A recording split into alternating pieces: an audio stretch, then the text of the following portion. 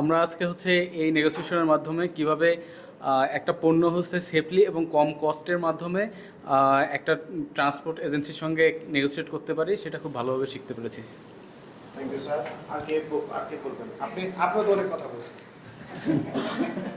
জি, আসসালামু আলাইকুম। আসলে আমি কখনো ওই ট্রান্সপোর্টের নেগোসিয়েশনে কখনো এই ধরনের অভিজ্ঞতা ছিল না।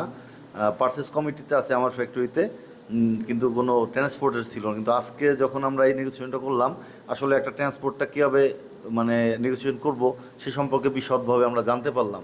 আর এটা না করলে আমরা আসলে কখনো জানতামই না যে আসলে একটা ট্রান্সপোর্টটা আমি কীভাবে নেগোসিয়েট করব আর কীভাবে একটা কোম্পানিকে সুন্দর একটা সার্ভিস আমরা উপহার দিতে পারি জাস্ট নেগোসিয়েটের মাধ্যমে। থ্যাংকস। Thank you sir. পেছন থেকে কি একজন বলেন? আসসালামু আলাইকুম।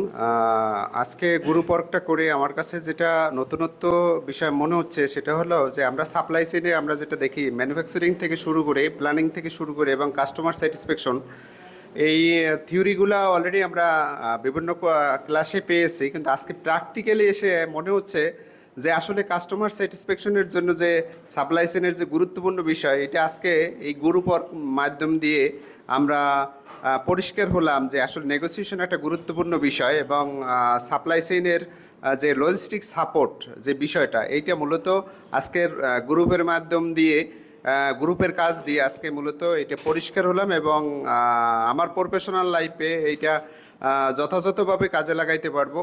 এইটা আমার কাছে সবচেয়ে ভালো লেগেছে। আসসালামু আলাইকুম। Thank you sir. আর কেউ?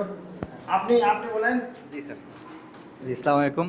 স্যার কি প্রক্রিয়ামেন্টের কাজ? জি, প্রকিউরমেন্টের কাজ করি। জি জি।